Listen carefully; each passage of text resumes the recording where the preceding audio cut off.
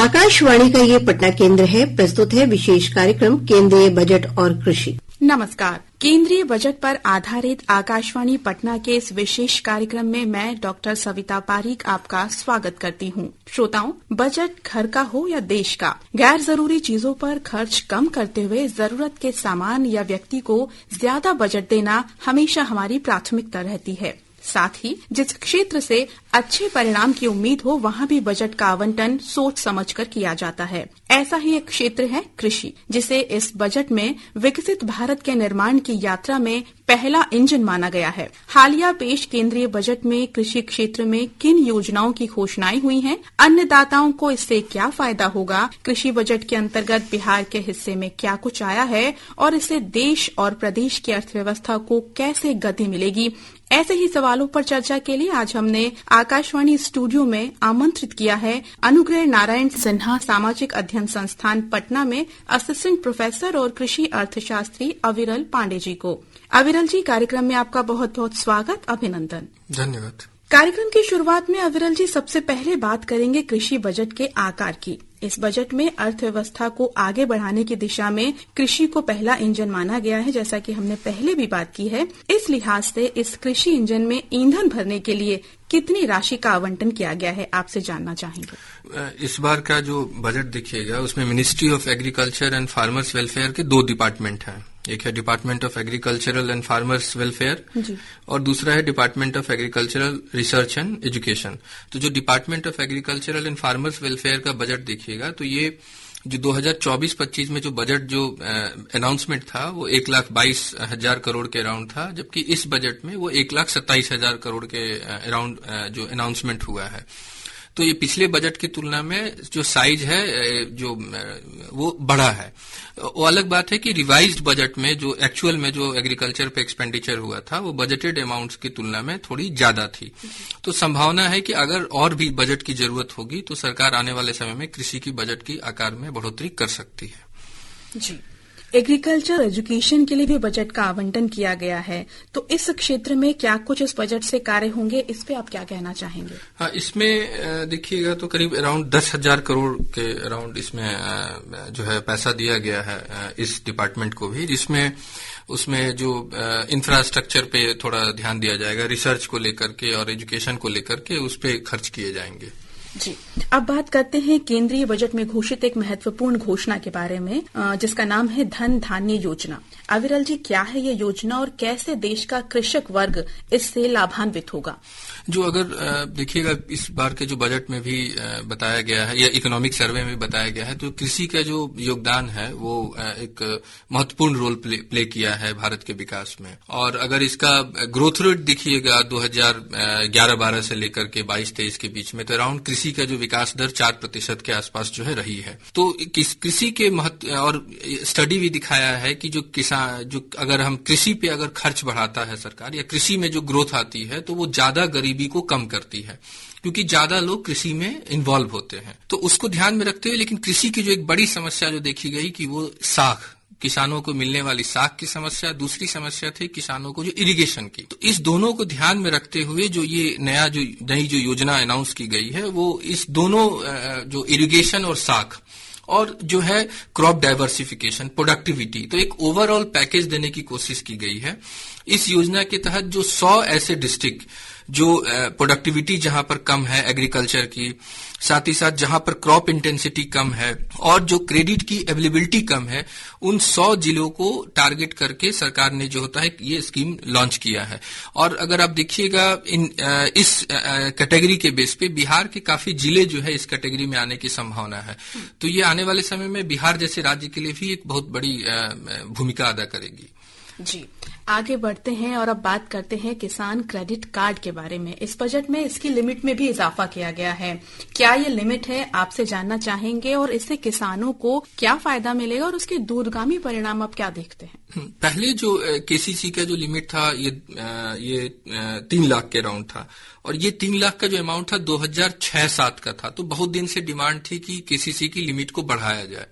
तो किसानों की एक बड़ी मांग को सरकार ने पूरा किया है और इस बार जो इसकी सीमा बढ़ा करके 5% कर दी है।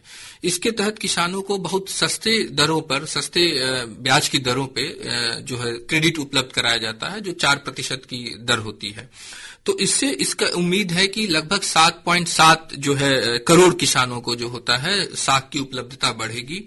और ये आने वाले समय में जो एक इंडिया में, खास करके बिहार जैसे राज्य में देखिएगा तो प्राइवेट जो कैपिटल इन्वेस्टमेंट है वो कम है अदर राज्य की तुलना में, क्योंकि किसानों के पास जो है पैसे की कमी है, साख कम मिलता है। तो अगर इस तरीके की साख बढ़ेगी तो किसानों में जो है प्राइवेट कैपिटल इन्वेस्टमेंट जो होता है किसानों के द्वारा बिहार जैसे राज्य में बढ़ेगा, तो ये कृषि में स्थिरता लाएगी और किसानों की आय में भी बढ़ोतरी करेगी। जी, बहुत अच्छी बात ये, किसानों की आय में बढ़ोतरी होगी। और अगले सवाल की ओर हम बढ़ रहे हैं। बिहार में इस बजट पर खासा फोकस किया गया विरल जी। विकसित भारत के लक्ष्य को प्राप्त करने के लिए विकसित बिहार की बेहद जरूरत है और इसीलिए बिहार को इस विशेष बजट में ध्यान की भी जरूरत थी। इसी कड़ी में हमारे राज्य में मखाना बोर्ड की स्थापना की घोषणा की गई है। हम आपसे जानना चाहेंगे कि मखाना बोर्ड किस तरह से हमारे लिए उपयोगी होगा और कैसे कार्य करेगा। जी, इस बजट में मखाना बोर्ड को लेकर के 100 करोड़ रुपए का प्रावधान किया गया है। ये जो किसानों को सपोर्ट करेगा, खास करके उनके इल्ड, जो हाई इल्ड सीड्स वैरायटी उपलब्ध कराने में। अगर मखाना की जो प्रोडक्टिविटी देखिएगा तो ये अराउंड 1.7 से 1.9 टन पर ईयर है, और जबकि इसमें और अधिक वृद्धि की संभावना है, लगभग दुगनी जो है वृद्धि हो सकती है। तो इस वृद्धि को कैसे किया जाए, तो एक समस्या देखा गया कि जो हाई यील्ड सीड्स की जो है वैरायटी को कैसे किसानों तक पहुंचाया जाए। दूसरी है कि जो मॉडर्न फार्मिंग टेक्नोलॉजी, खास करके मखाना किसान जो है उनको कैसे उपलब्ध कराया जाए। और तो ये जो है उनकी प्रोडक्टिविटी, प्रोडक्शन और साथ ही साथ मार्केटिंग, ये तीनों चीज को टारगेट करेगा, उनकी वैल्यू एडिशन को बढ़ाएगा। और ये एक मतलब ये बिहार के लिए एक और भी एक पॉलिटिकल एक मूव हो सकता है, क्योंकि बिहार में ये इस पे जो है मोस्टली जो कम्युनिटी इस पे डिपेंडेंट करती है, वो मछुआरा जो कम्युनिटी है या मल्लाह जो कम्युनिटी है, तो वो इससे लाभान्वित होंगे। तो ये कहीं न कहीं एक दूरगामी इसके राजनीतिक प्रभाव भी दिखेंगे। जी, अविरल जी, अक्सर ये बात सामने आती है कि ये मखाना जो है सुपर फूड के तौर पर पॉपुलर है, बाजार में इसकी बहुत ज्यादा कीमत है, काफी महंगा भी मिलता है, लेकिन इसके जो उत्पादक हैं उसको इतना लाभ नहीं मिल पाता है, इतनी कीमत होने के बावजूद भी। तो क्या इस बोर्ड की स्थापना से उस उत्पादक वर्ग को इससे फायदा मिलने की उम्मीद नजर आती है? जी, क्योंकि इसमें इसके तहत फार्मर प्रोड्यूसर ग्रुप जो है ऑर्गेनाइजेशंस बनाने की बात की गई है। तो वो जो जैसे ही अब जो प्रोड्यूसर का ग्रुप बड़ा होगा तो उसकी मार्केट में जो होता है उसकी कैपेसिटी जो है बढ़ेगी, वो ज्यादा बार्गेनिंग कर पाएंगे। और साथ ही साथ इसमें प्रोसेसिंग के उनके गुण उनको सिखाए जाएंगे, ताकि वो और भी मखाना से कोई उत्पाद बनाकर जो है बाहर अगर सेंड करते हैं तो उनकी वैल्यू एडिशन बढ़ेगी मखाना के उत्पादन में भी। तो ये बोर्ड जो है, और खास करके जो इसमें हो सकता है अच्छी क्वालिटी के और अगर मखाना पैदा हो, जैसे चावल में देखते हैं कि बासमती चावल की कीमत ज्यादा होती है कंपैरेटिवली दूसरे चावल की, तो कुछ इस तरह की इंटरवेंशन होते हैं, तो वो आने वाले समय में मखाना को और जो है लाभकारी एक सेक्टर के रूप में इमर्ज कराएगा बिहार में। जी, अविरल जी, अब आगे आपसे जानना चाहेंगे कि यहाँ पे इस बजट में national institute and food technology, इसकी भी स्थापना की बात कही गई है। हमारा जो प्रदेश है कृषि प्रधान राज्य है, चावल, मक्का, गेहूं और फल और हरी सब्जियां, इसमें हमारे बिहार को भी काफी उपलब्धियां हासिल हैं। कई सारी चीजें हम यहाँ उत्पादित करते हैं। इन सबको देखते हुए बिहार में इस इंस्टीट्यूट की स्थापना किसानों की तरक्की में किस तरह से मददगार साबित होगी? बिहार के भी देखिए, अगर लास्ट 10 इयर्स का अगर आप देखिएगा वैल्यू एडिशन, तो उसके जो वेजिटेबल्स में जो अच्छा उसका ग्रोथ हुआ है, फ्रूट्स में भी ग्रोथ हुआ है, बट अभी फ्रूट्स की प्रोडक्टिविटी कम है नेशनल लेवल की, जबकि वेजिटेबल्स में जो प्रोडक्टिविटी नेशनल लेवल से बेटर है। तो बिहार में जो होता है फ्रूट्स और वेजिटेबल में काफी संभावनाएं हैं, और आने वाले वर्षों में जिस तरीके से विकास हो रहा है और वर्ल्ड में पूरा डिमांड बढ़ रहा है, आने वाले समय में वेजिटेबल्स की और फ्रूट्स प्रोडक्ट्स की काफी डिमांड बढ़ने वाली है। तो उसको ध्यान में रखते हुए किसानों को जो होता है और किस तरीके से सिस्टमैटिक जो होता है वेजिटेबल्स या फ्रूट्स की फार्मिंग करें और उसके प्रोसेसिंग को कैसे अच्छे से करें ताकि उसकी जो है कीमत उनको ज्यादा मिले। जैसे गोभी के ही सेक्टर में देखा जा रहा है, गोभी यहाँ सरप्लस कई बार प्रोडक्शन हो जाता है और उसको किसानों की कीमत नहीं मिल पाती है। तो किस तरीके से वो अपनी स्ट्रैटेजी करें, उसको ध्यान में रखते हुए जो नया इंस्टीट्यूट प्रस्तावित है, ये काफी एक हेल्पफुल रहेगा। जी बिल्कुल। अब हम अगले सवाल की ओर बढ़ रहे हैं। बिहार से संबंधित है ये सवाल भी। कृषि क्षेत्र से संबंधित एक और घोषणा की गई है इस बजट में, पश्चिम कोसी नहर परियोजना। इसके लिए भी विशेष आवंटन किया गया है। अगर आप कोसी क्षेत्र की स्थिति देखिएगा तो वहाँ मतलब एक सिक्के के दो पहलू जैसा दिखेगा कि वहाँ एक तरफ पानी की काफी ज्यादा उपलब्धता है और लेकिन वो सीजनल होता है। जिस समय कोसी में बाढ़ आता है, पानी आती है, उस समय एक सरप्लस पानी की स्थिति पैदा हो जाती है। लेकिन उसके बाद या कुछ ऐसे एरिया भी है जहां पर इरिगेशन की स्थिति बहुत ही मतलब चिंताजनक है। तो उसको ध्यान में रखते हुए जो ये वेस्ट जो कोसी जो होता है कैनाल की जो लिए प्रस्तावित जो योजना है, ये बाढ़ और सुखाड़ दोनों में मदद करेगी नॉर्थ बिहार के लिए। तो ये एक बहुत बड़ा एक स्टेप होगा अगर ये उस क्षेत्र में इस तरह की योजना का सही से कार्यान्वयन होता है तो। जी, आखिरी सवाल की ओर बढ़ रहे हैं। इस बजट में कपास, दलहन और उन्नत किस्म के बीज, इन पर भी कुछ विशेष योजनाएं लाने की बात कही गई है। तो इनके बारे में आप बताते हुए किस तरह से, बिकॉज दालों का उत्पादन तो बिहार के किसान भी कर रहे हैं, तो किस तरह से क्या कुछ ये योजनाएं हैं और क्या कुछ इनसे फायदा मिलेगा आने वाले समय में? हाँ, इसमें जैसे पल्सेस में जैसे पंजाब के किसान को भी काफी फायदा होगा। जैसे ये एक जो सरकार चाह रही है कि पल्सेस के सेक्टर में आत्मनिर्भरता बढ़ाई जाए।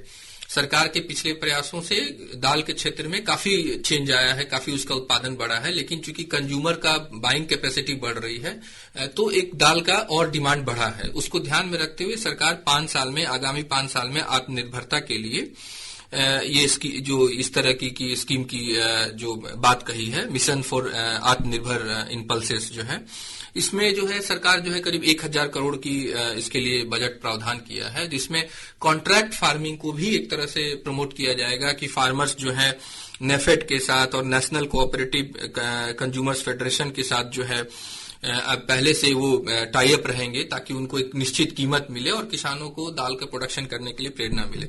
दूसरी तरफ जो है कॉटन की प्रोडक्टिविटी बढ़ाने के लिए भी सरकार ने 500 करोड़ की जो है बजटीय प्रावधान इस बार किए हैं, जो कॉटन की प्रोडक्टिविटी और सस्टेनेबिलिटी को प्रमोट करेगी। जी, उन्नत बीज के बारे में आपने शुरुआत में बताया था, तो उन्नत बीज के लिए, क्योंकि इस पूरे बजट को हम देखें कहीं ना कहीं तो इससे नेचुरल फार्मिंग को बढ़ावा मिलने जैसी हमें बात प्रतीत होती है। तो किस तरह से नेचुरल फार्मिंग को बढ़ावा मिलेगा और आप किसानों को क्या कहना चाहेंगे कि नेचुरल फार्मिंग की तरफ वो कैसे आगे बढ़ सकते हैं? जैसे किसान बजट में भी देखिएगा तो नेचुरल फार्मिंग को लेकर, ऑर्गेनिक फार्मिंग को लेकर बजटीय प्रावधान किए गए हैं। तो ये एक बहुत बड़ा स्थिरता लाएगा, खास करके जो भारत के जलवायु को देखते हुए, ध्यान में रखते हुए और भारत में जो रिसोर्सेस अवेलेबिलिटी को देखते हुए अगर नेचुरल फार्मिंग, ऑर्गेनिक फार्मिंग की तरफ किसान अगर उसके इंटरेस्ट लेते हैं तो वो किसानी में भी वो स्थिरता लाएगी। इसके लिए जो हाई यील्डिंग सीड्स जो है, बिहार में भी देखा गया है कि किसानों को जो है सीड्स की उपलब्धता को लेकर उनमें एक एंगर देखा जाता है। साथ ही साथ वो जो सीड्स की जो अवेलेबल क्वालिटी है उसको भी लेके किसानों में एक देखा जाता है कि खुश नहीं रहते हैं किसान। तो उसको लेके अभी हाल में बिहार सरकार ने नई तरीके की घोषणा भी की है कि मे बी प्राइवेट सेक्टर ही अब वो जो होता है सीड्स का प्रोडक्शन करें ताकि बेटर सीड्स जो है किसानों को मिले। उसी के तहत जो है बजट में भी national mission on high yielding seeds की बात की गई है, जिसमें किस तरीके से हाई यील्डिंग सीड्स की कॉमर्शियल अवेलेबिलिटी बढ़े उसके लिए। और खास करके इसमें भी एक जो स्कीम दिया गया है कि जो 100 डिस्ट्रिक्ट्स जहां पर डेवलपमेंट की संभावना ज्यादा है और वो वर्ल्ड लेवल के बेस्ट प्रैक्टिसेस वहां पर अडॉप्ट करने की संभावना ज्यादा है ताकि ग्लोबल कंपटीशन में भी एग्रीकल्चर जो है आगे आए, उसको ध्यान में रखते हुए इस बजट में हाई यील्डिंग सीड्स के लिए और उस 100 डिस्ट्रिक्ट्स को टारगेट करके बजट में घोषणा की गई है, जो क्लाइमेट रेजिलिएंट जो है वैरायटीज की भी और ज्यादा उपलब्धता बढ़ाएगी। जी, कुल मिलाकर कहें अविरल जी तो इस बजट में किसान और उनके कल्याण के लिए कई प्रावधान किए गए हैं। बस जरूरत है तो किसान भाइयों को जागने की और उनके जागरूक होने की, ताकि वे अपने कल्याण के साथ ही देश के निर्माण में भी सहयोग कर सकें। और इसी बात पर कांति मोहन सोस जी की एक कविता की कुछ पंक्तियां मैं साझा करना चाहूंगी।